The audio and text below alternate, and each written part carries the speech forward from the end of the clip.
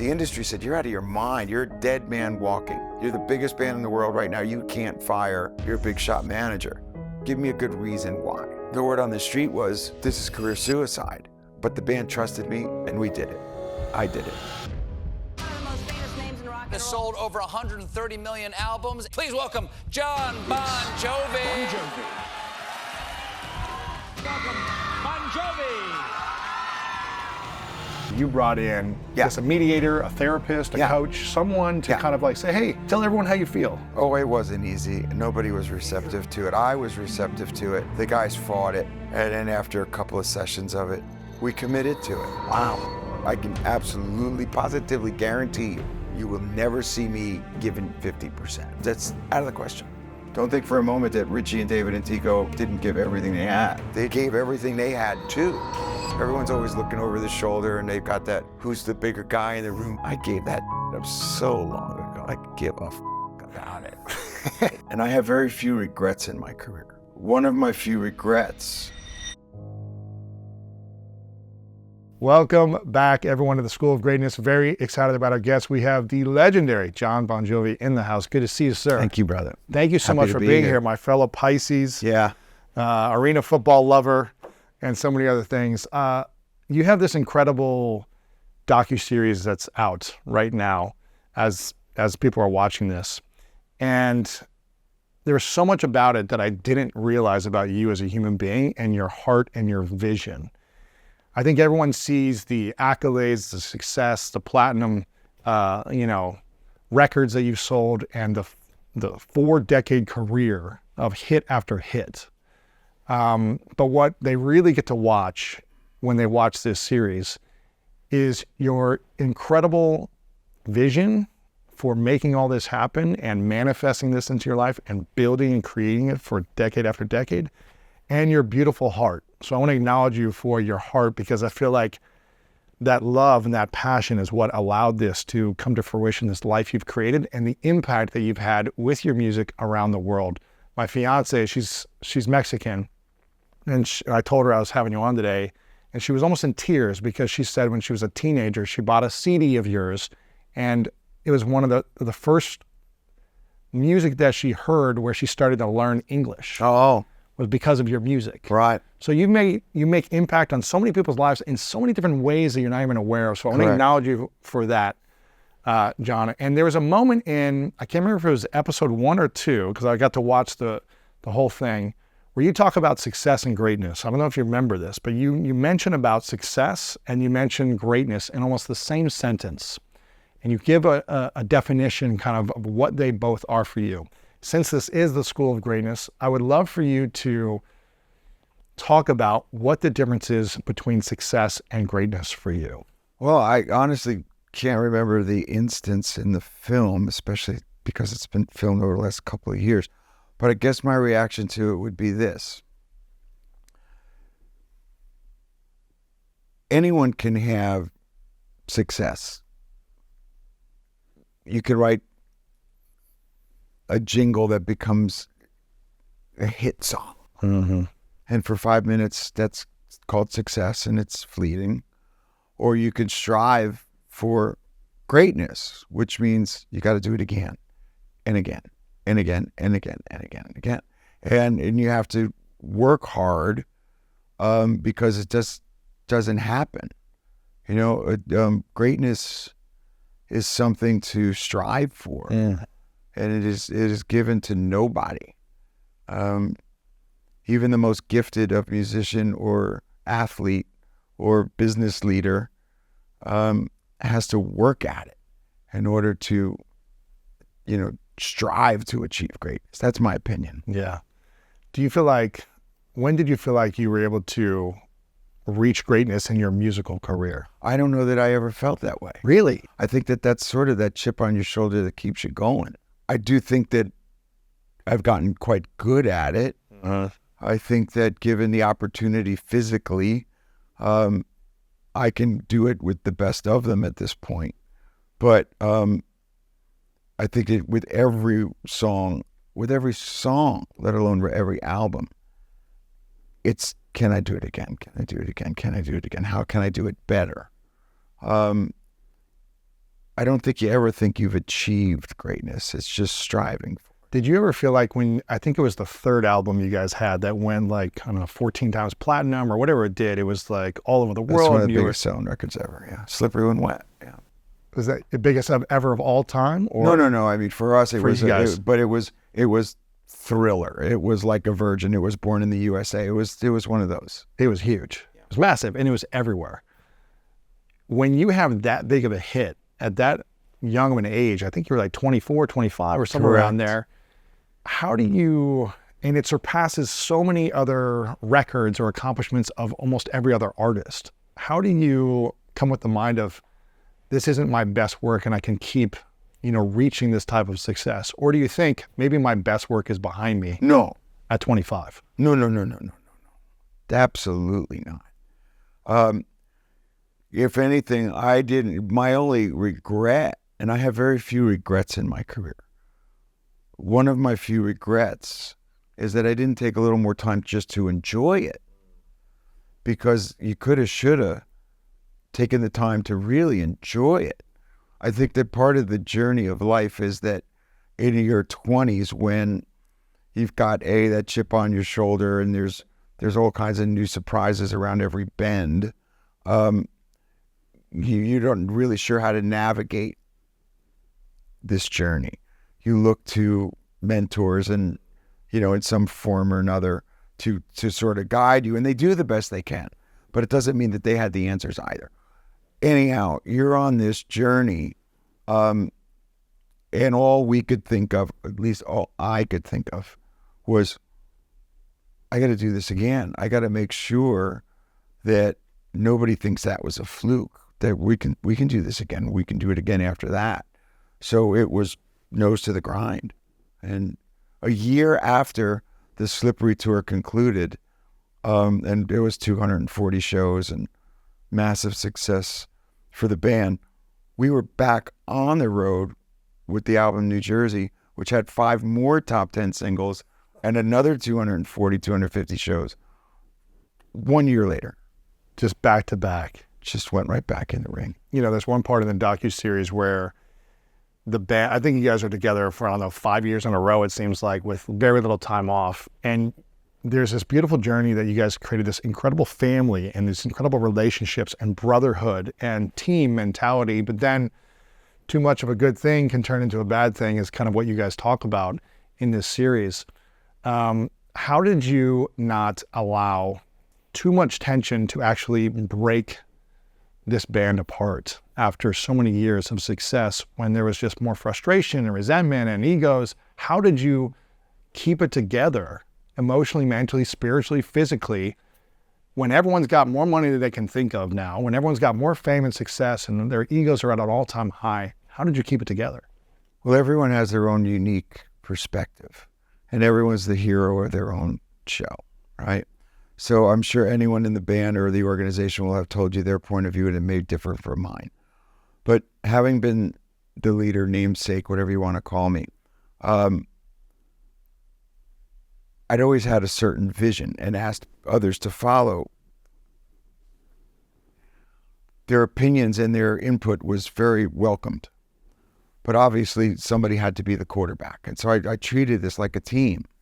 And I was the quarterback, but I knew I couldn't play without a receiver in the line, okay? So I wasn't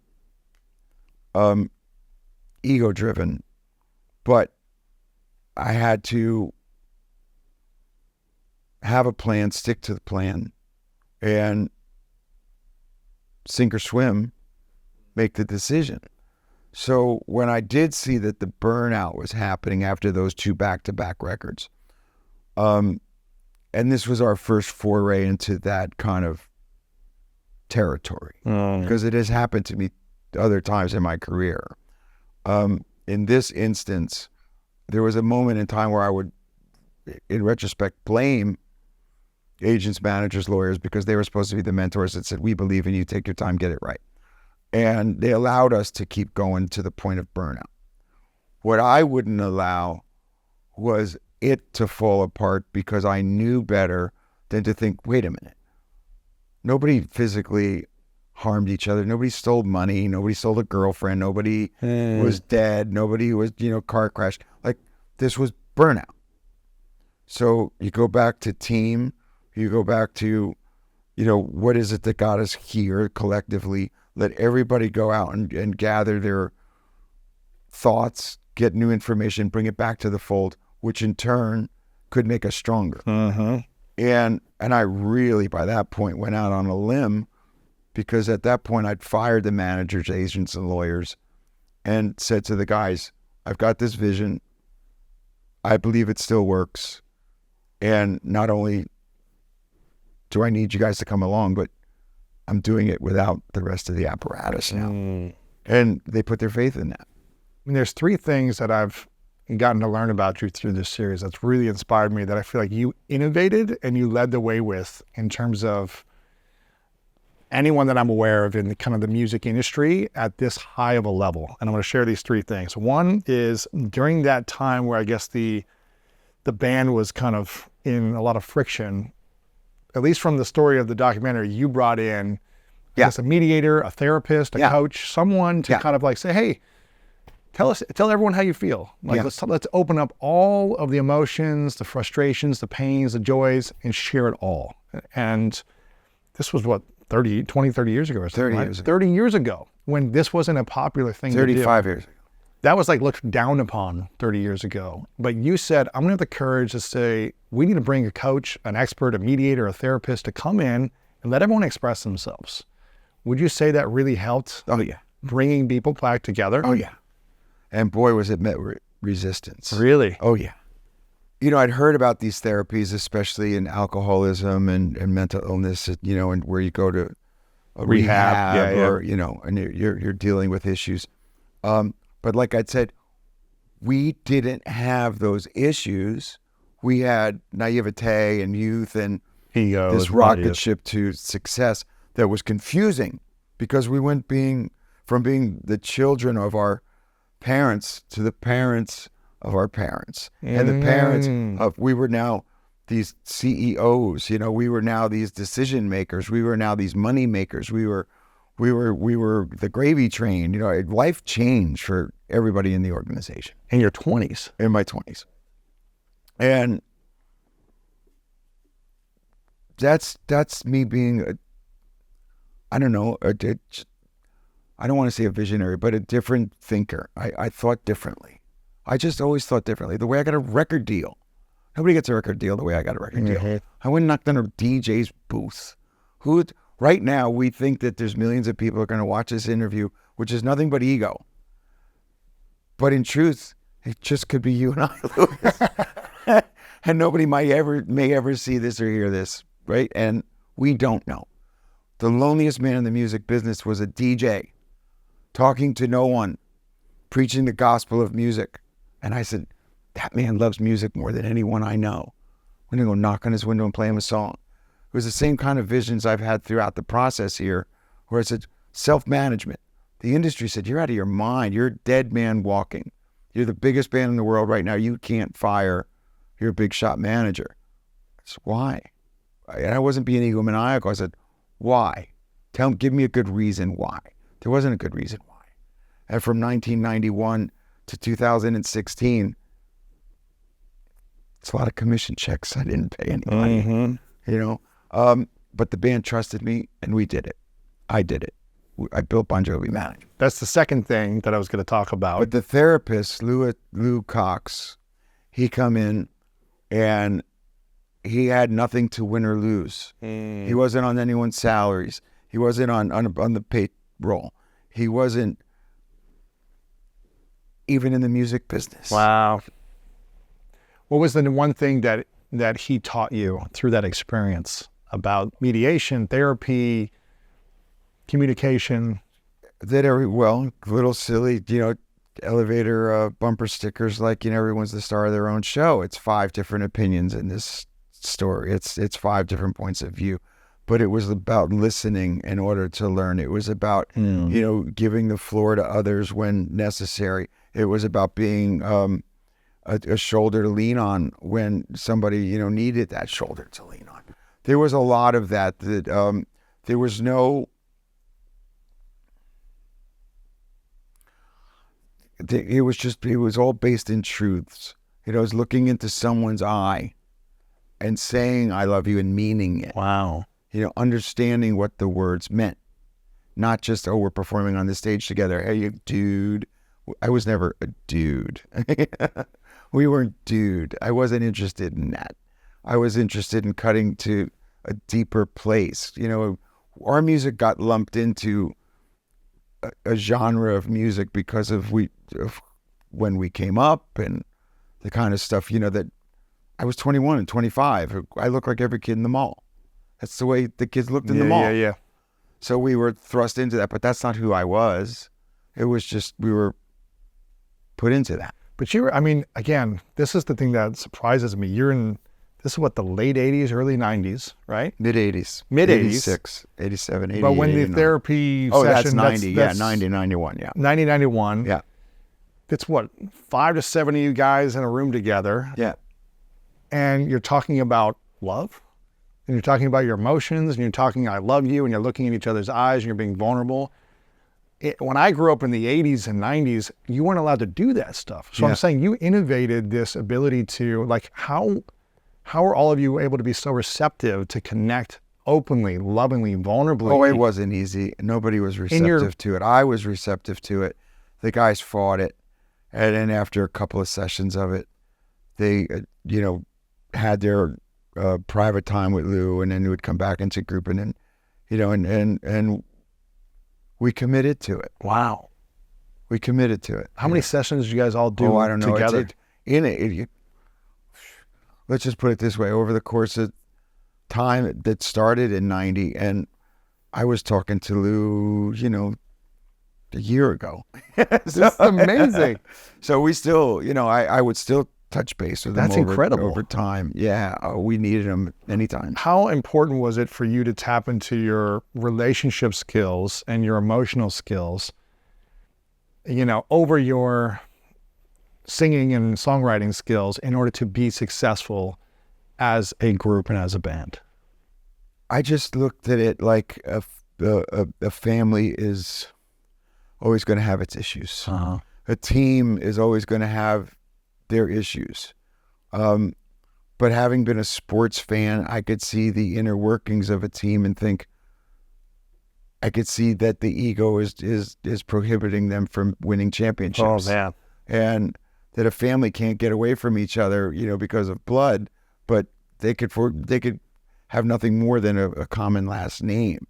So there had to be a way to take the strength of a name and the strength of a team and take the best of those things and maximize them. So, if it's based in truth, you can get over ego. Wow. It worked for me. That's incredible. And it sounds like if everyone didn't join in that process, you guys wouldn't be where you are. Well, somebody could have quit easily. Yeah, it sure would have been an easier way for somebody to quit.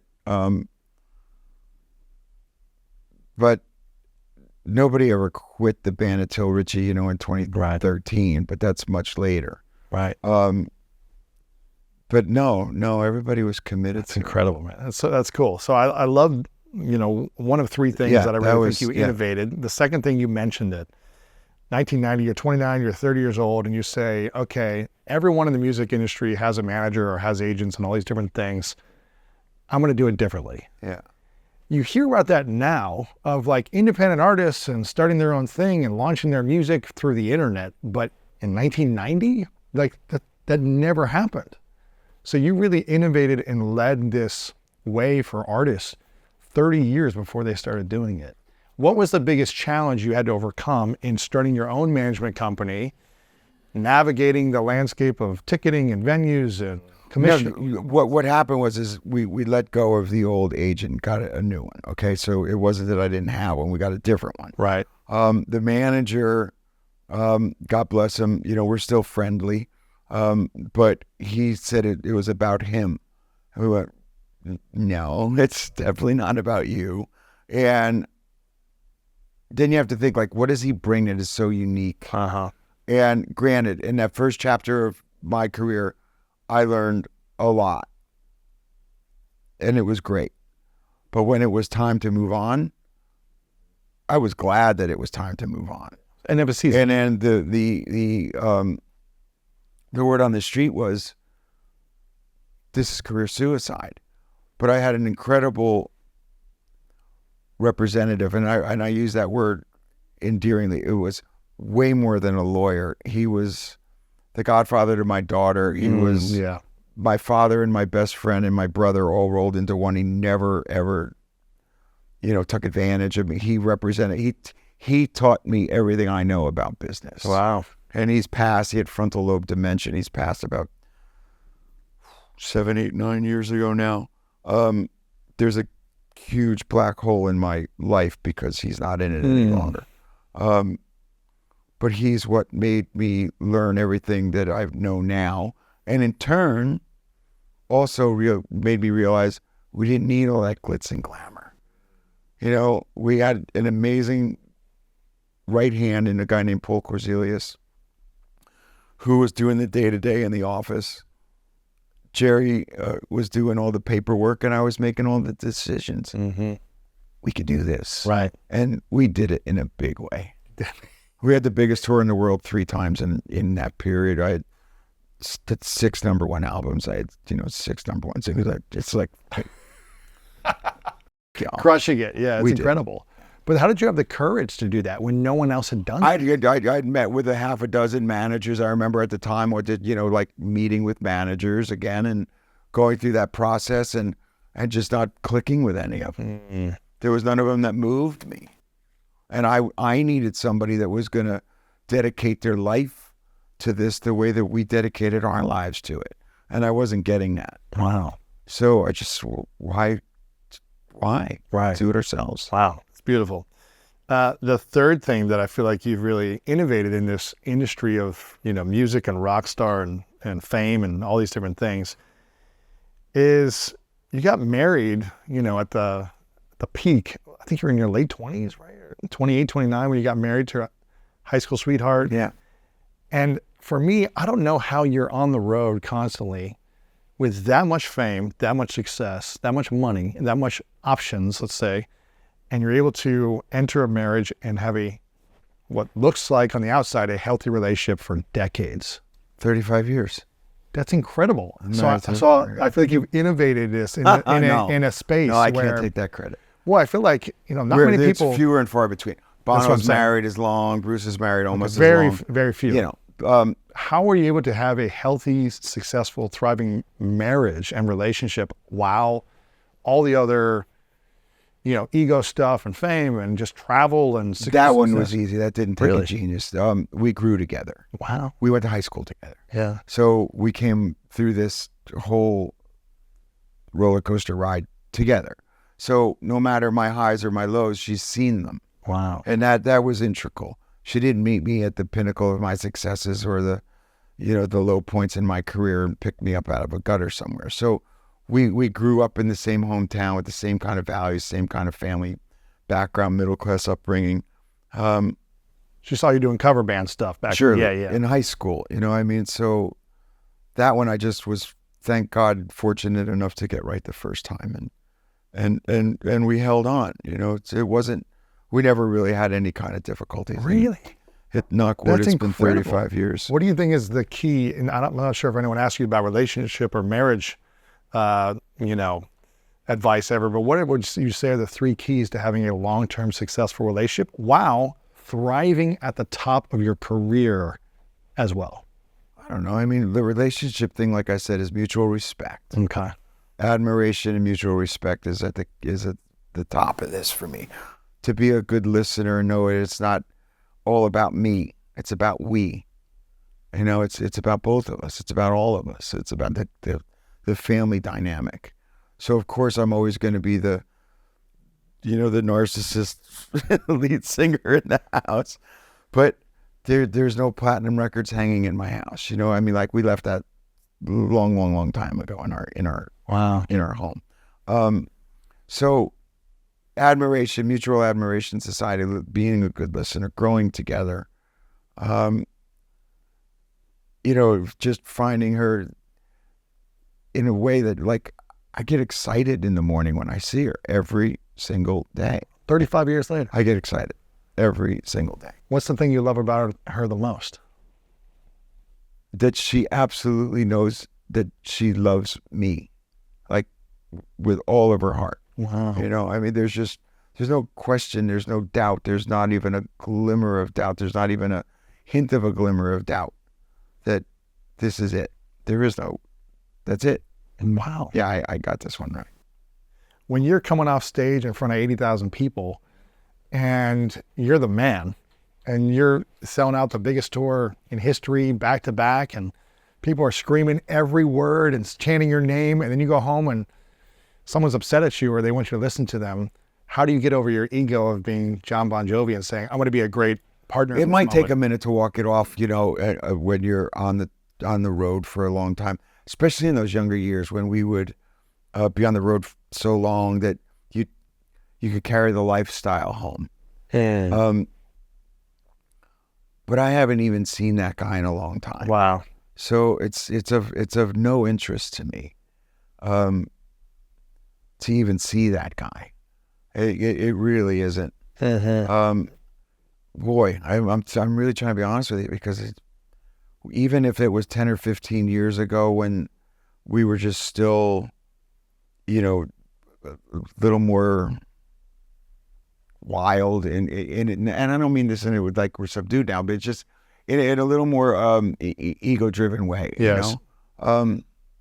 Even that wasn't a big deal. Really? Yeah, Where did you learn that though? Did your I parents think it's our teach you this? upbringing. It's who we are, where we come from, what we did. Wow.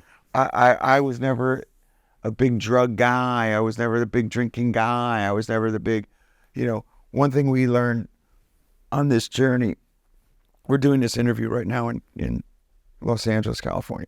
I had a house out here for years on the beach in Malibu with all the beautiful people. And the first thing after owning that house for 4 or 5 years was, we got to sell this house. Why? We got to get the hell out of here. This is not conducive to a great relationship and a great life and a great career and a great grounded who we are, what we are, where we come from. Wow. And it was the same thing when we went home and wrote Slippery When Wet. It was like, we are being lumped in with these kind of bands that it's not our thing. And I was just like, I don't want to be a part of this scene. This is not who we are. It's not who I am. I don't give a Right. Go back home. Take that picture in the inner sleeve in our driveway, you know, in our cars, you know, with the blue jeans and T-shirts on, and sell that Malibu house. And you come out here and everyone's always looking over the shoulder and they've got that, who's the bigger guy in the room? Who can I go and work? Who can I get something from? I gave that shit up so long ago. I give a about it. I am not impressed. You know, I don't give a It's just that shallow will ruin you. And I know grown men who still are playing that game. Wow. You know, and it's just sad. Yeah. And shallow. What do you wish everyone knew about money, fame, and success? Money doesn't make you smart. It just makes you rich. Does it make you happy? Does not make you happy. Now, can it pay for the bills so you can get, you know, the doctor and the insurance and those things? It can. It solves some problems, but absolutely does not make you happy, and it doesn't make you smart. It just makes you wealthy. What do you wish people knew about fame and accomplishments? Accomplishments are all fabulous, especially if you worked hard for them, and you know you have you deserve the opportunity to accept the accolade in and of the moment and enjoy it, and then you move on from it and don't measure who and what you are based on any kind of championship ring. Right. You know? That's not your identity. It is not who you are. It's just what you do. Mm. And I too, I live by that credo. It's not who I am. It's just what I do. But I've met many a billionaire who they're not smart because, you know, they're missing out on the good things in life, you know, and on being a part of their community, on touching the lives of their wives and their children, on sleeping on their pillow at night and knowing that they did something good instead of for a buck. Yeah. And what do you wish people knew about fame? It's really an interesting question to ask at this juncture, right? It's 2024, and I remember having a conversation with my kids maybe 10, 12, 15 years ago. And them telling me about the internet and ways to make money. And I would say, but you got to write a song to make money. You have to learn how to act. If we're talking about I'm like a by skill the set. arts. I'm saying, Yeah. Referencing the art. Where you have to be an athlete and put in the 10,000 hours. Uh-huh. I've been proven wrong, obviously, now, right? There's a whole world of people making a buck, and that is very confusing for me and my generation. It's very confusing for me and my generation. We were told that we could go to the moon because President Kennedy told us we could, but we had to go to school to learn how to do the science to get to the moon. We didn't just, snap our fingers and get lucky on the internet one day. So it's a very confusing time. But I don't think anything is a substitute for hard work and dedication and commitment. And, not every day you're going to win, but every day is an opportunity to participate in the process and measure your progress. Absolutely. Well, you won a lot though, consistently, which is pretty impressive. Yeah, it's all good. You won. You've More been than I've winning lost. You've been winning, More than I've championship lost. after championship. And again, we're talking about Thank You, Goodnight, the Bon Jovi Story, which is on Hulu at the time of watching this. And I'm curious about, you put in a lot of reps. Speaking of 10,000 hours, when you were a kid, you were doing cover band stuff in Jersey, and there's an amazing scene of like Bruce Springsteen coming up on stage while you were singing his song and him singing it with you. And I can only imagine the like electricity and the excitement in your body as a 16, 17-year-old, seeing someone who is, bigger than you on stage, who is singing with you. And you talk about like you could almost touch it. You're explaining like how you could almost reach out and touch this opportunity. And you just wanted to get closer and closer to that by being in the production studios and being on stages and being around these great artists and talent. I'm curious, where did your creativity come from? And when you ever felt like blocked creatively or burnt out, how did you get into a creative state? I was never the great singer, the great guitar player, the great poet. I was the hardest working singer, guitar player, and poet. Yeah. And so that was a big part of how I became me. If I was going to drown, it was going to be of my own doing, right? So that was integral to the story. Also, what was integral to my personal story was that the drinking age was 18. And it sounds comedic, but it's true. Because at 16, you could slip into a bar. Wow. Every 16-year-old thinks he's going to be a pro athlete, a rock and roll star, or an astronaut. So you could go in there and say, I'm going to do this, golly gee, and any little spark was enough to think that you could go to the next level and the next level, next level. I was then fortunate enough that by 2021, I did write the song and knock on the DJ's booth, and the creative guy in me said how to get a record deal, how to then hire a band. That was unique to the guy that was the harder worker. Right.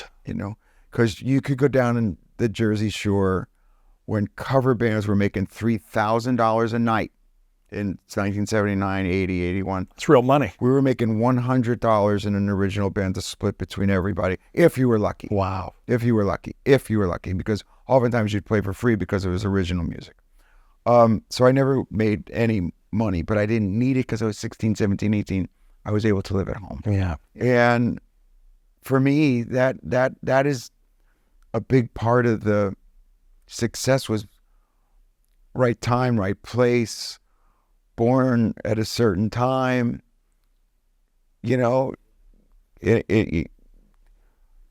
not privileged, but food on the table, shoes on my feet, and two parents, and they were supportive. All good things. Yeah. So all of those things helped. Yeah, of course. You sound, the way you're explaining yourself, you know, not the best at all these different things, but the hardest worker, you kind of sound like the Tom Brady of rock and roll. You know, it's like, you're like the Tom Brady of rock. You're like not the best at all these things, but you willed yourself to become the best, and championship after championship after championship. I don't know if that resonates with you at all. It does resonate with me because Tom, Kobe, LeBron, you know, guys of this era, that's kind of the work ethic that I think that I have or always had. You know, yeah. I mean, we had Kobe. I got to interview Kobe on the show before he passed, and just learned so much from him in that short interview. You know, I know you have a relationship with a lot of the great athletes. You owned a sports team at one point, the arena football team, but I think you said you have a relationship with Tom as well, or you've interacted with him over the years. Sure. What would you say is the greatest, you know, thing you learned from Tom Brady about how he pursued his craft and how it applied to your craft? Oh, I've observed Tom closely, and I would like to think that I could call him my friend. I mean, he's been to, you know, my house many times, and, you know, I go to practices and we talk on the phone and stuff. So, here's a guy that's, you know, much younger than me that I'm learning from. Wow. Which I really appreciate too, because, you know, 199 in the 6th round and all that kind of stuff, and the audacity to tell Mr. Kraft, yeah, I'm the best thing you've ever done, and to have a coach like Belichick, you know, on him and never giving him all the accolades he could have easily, you know, let go to his own head, kept him working. But I think that we carried that, being from New Jersey as a band for the longest time. It was like, even with the accolades, we'll show you. And like Dorothy would say, that I would just will things. And by sheer will, people would follow you if you led by example. And I didn't ask, you know, that this had to be this way, or, you know, my way or the highway, but nobody ever said I'm out of here because of hard work. You know, they just did everything too, and gave everything they had too. Don't think for a moment that Richie and David and Tico, you know, and didn't give everything they had, because they did. Yeah, they did. You have this amazing quote in the docuseries that I want to just read back to you that you said, at 25, all I was thinking about was fun and success. Yeah. At 30, I got married and looked at success differently. By 40, start to measure if you accomplish what you set out to. By 50, you start to think about a legacy. By 60, as the Chinese proverb says, you are the man you're meant to be. So at 60, when I look back, did I become the man I wanted to be? I'm curious, do you feel like you've become that? I think it's a work in progress. But I'm not disappointed by anything that I've done, and I've had very few regrets, which I'm really proud to be able to say. Yeah. You know, I've had loss, I've had physical ailments, I've had victories, and I've had defeats, but I'm very proud of the legacy thus far. Yeah. I haven't done anything to f it up. You know, as I've said, I'm only here to sell the truth. Yeah. And it's blemished, but it's real.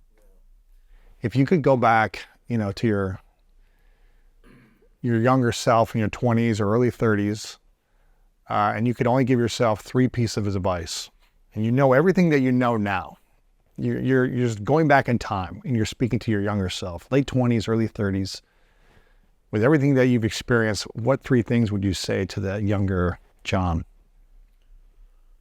I think I don't even know that there's 3. I would say take time to enjoy it more.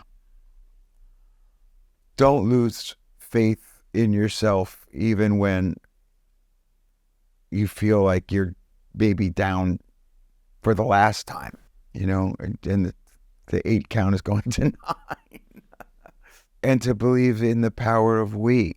I think that those 3 things is probably what I would say. If you could jump in time 30 years from now, and imagine you would get to accomplish everything and live the life that you want to live for the next 30 years. And just imagine you're in that state of wisdom. What 3 pieces of advice would you give your younger self as you are today from that future self? If that makes sense. Well, 90, looking back on 60, I guess I would probably say, did you live up to the code that you set, for yourself and for others, and now for the next generation? So with my kids, that if I could see them becoming members of society that were contributing something positively, then that will have been a victory. Because it's not about fame or fortune or anything else that goes with it. I think it goes back to, did you leave something behind worthy of having been here? Wow. So that, to me right now, as I sit here and I think about where my kids are, because they're all grown, I'm not thinking about me anymore. I sort of feel like I've achieved the highest highs. What I hope with this record and this film is that it's going to say, hey, good mile marker, the 40th. And by the way, this new album's pretty darn good. But it's not going to be slippery when wet again. I'm 62 years old. It's time for the next generation to have their slippery when wet.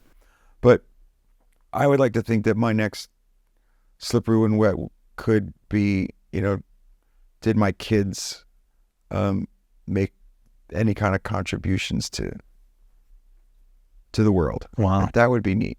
That's beautiful. What is being a father taught you about life? You don't know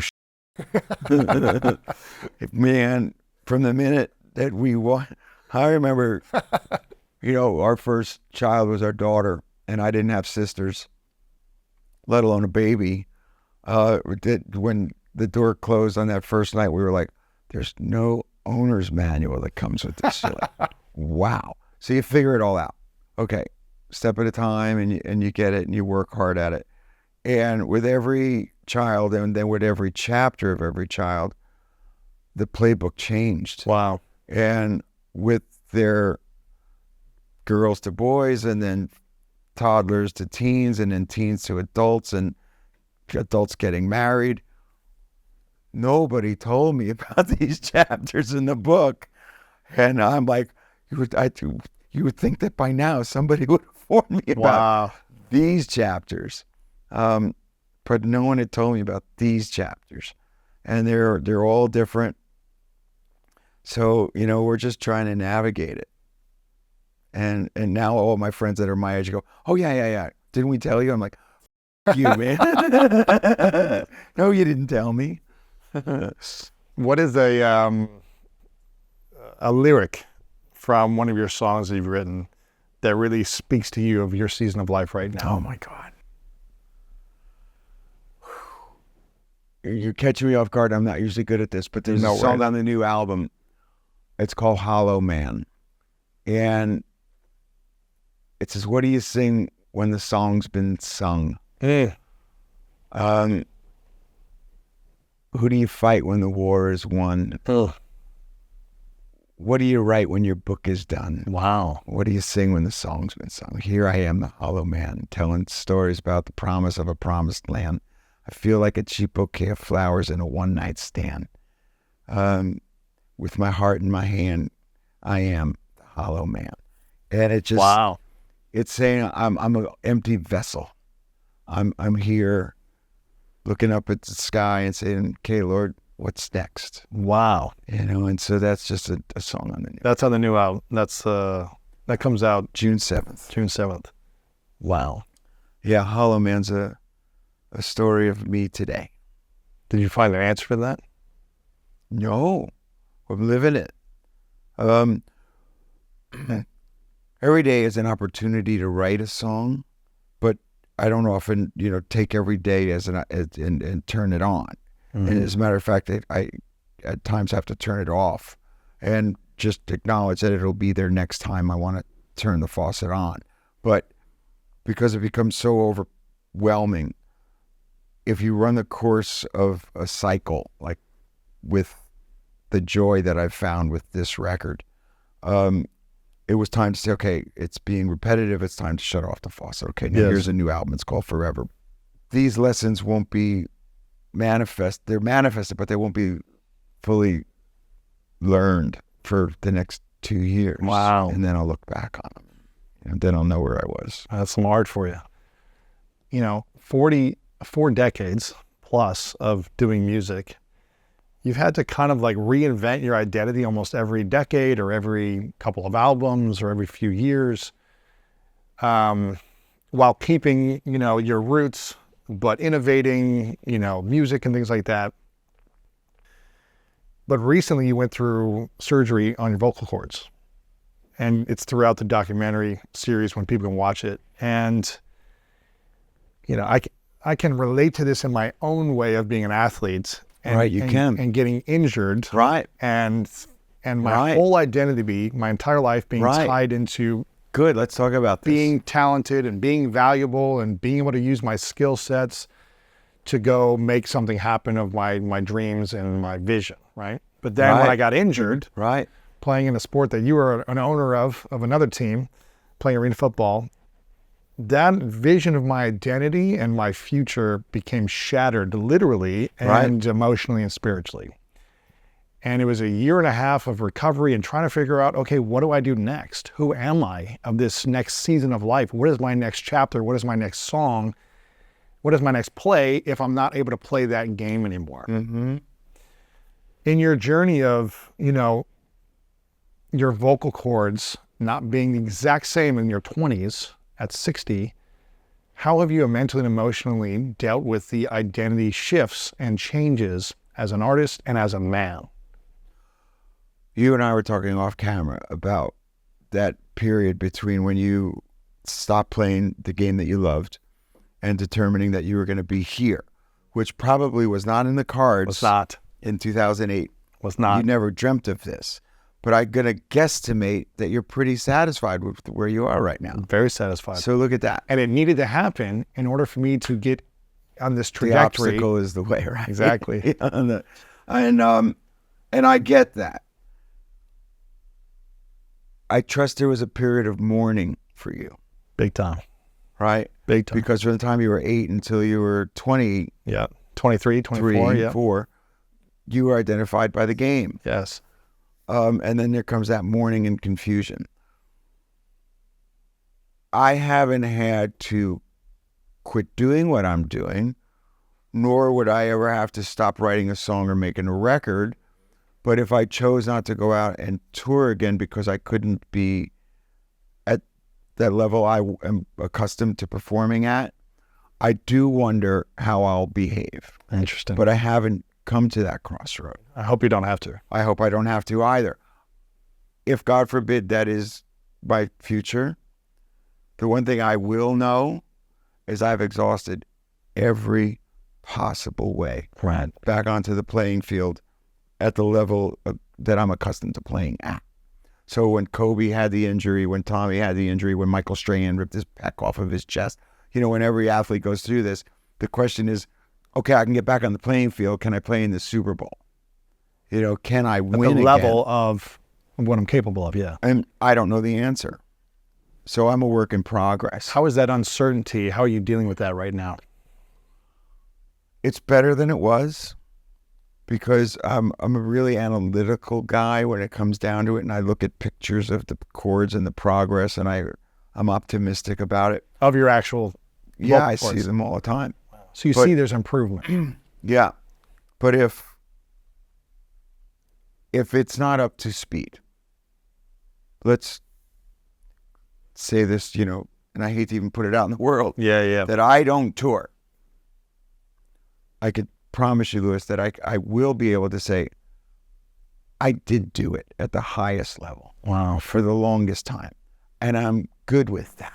Because one thing that I know that I've told myself since I was 25 was I will never be on the Where Are They Now tour, playing in the train station at the, diner and the buffet on Friday evening. It's just not going to happen.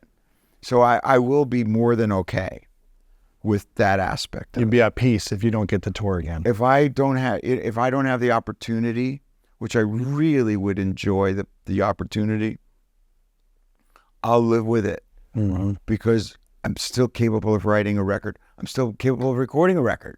That's cool. I just need to be able to do 2.5 hours a night, 4 nights a week.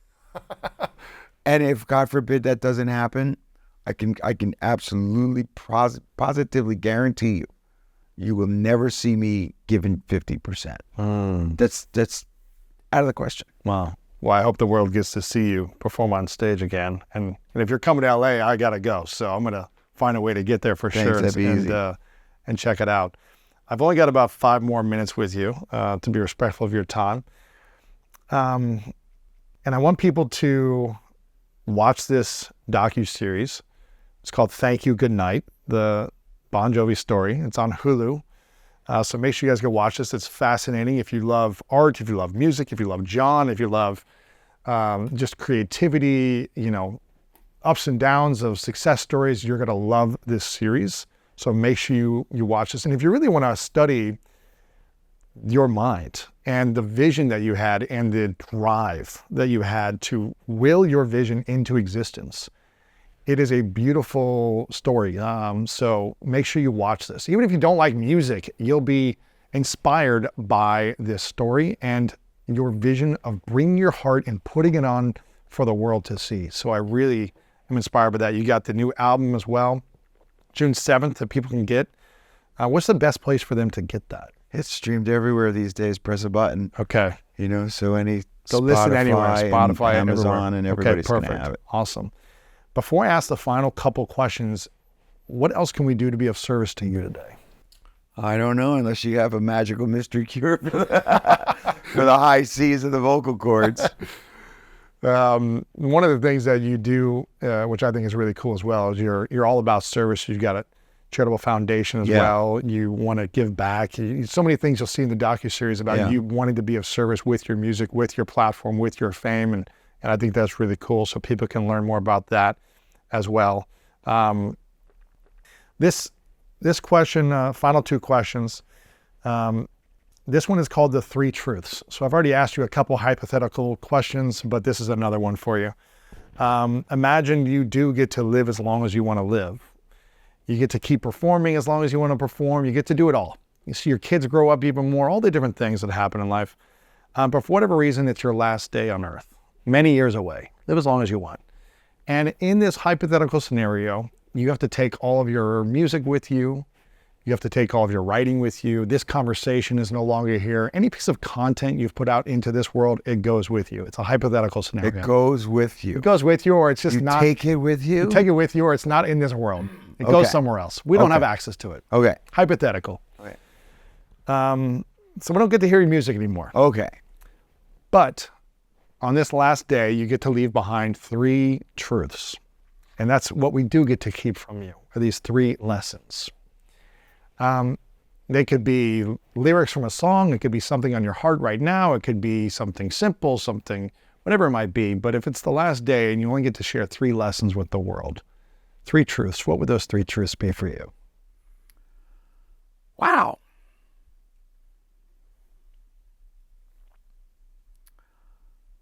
Live your truths without compromise.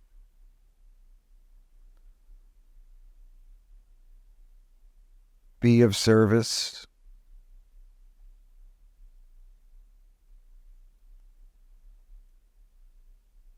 And take the time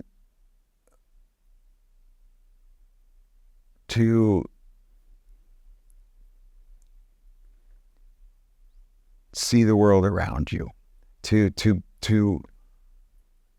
be one with the world around you. See the clouds in the sky, see that the sun is shining, see that the waves are crashing, see that the traffic is rolling by. Just take the time to smell the roses. Yeah, that's really important. Too many of us run through life missing every sign of what was there for your pleasure. And so many of us, we're all absorbed and consumed and didn't serve anything other than self. And so many of us lived a false life of what others wanted us to do and be. And I think that all of those things are just a waste of this moment in time that we were all given here. Well, before I ask the final question, Jon, I would acknowledge you again for being of service to humanity through your talent, your art, and your heart. And, you know, I love what you just said about not making it all about self, but also making it about service. And I think that's a beautiful life. So I want to acknowledge you for speaking that and sharing that with people, because I think a lot of people today just want to be successful and be famous and make it about them. So I think it's really cool that you're making it about service, and that's one of your truths. My final question for you, Jon, you answered this a little bit earlier, but I'd love to hear if it's evolved. What is your definition of greatness? Boy, with my brain spinning in my head. What is my definition of greatness? Greatness is being comfortable in your own skin.